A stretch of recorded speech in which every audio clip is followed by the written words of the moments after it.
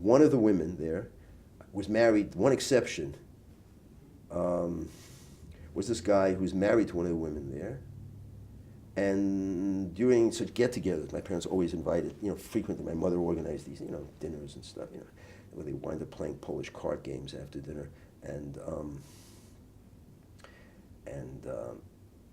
Yasha, that was his name. Yasha would sit by himself usually. Why? Because and the whole content of the thing was telling stories, and it was all about the war.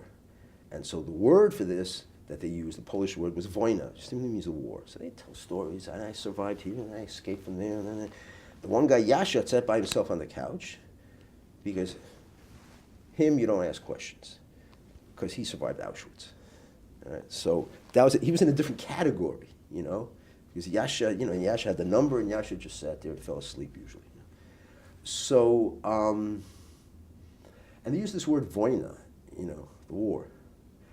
And it was in the late 60s at Columbia when I was, studying stuff, and it suddenly hit me, that this new word that was coming into use, Holocaust, and Voina, were the same thing. It was an extraordinary moment. And then suddenly I was inserted into the stream of history, when I understood that. It was an amazing moment, it was like, yeah, Voina, that's what I grew up with. Holocaust, oh, that's the word.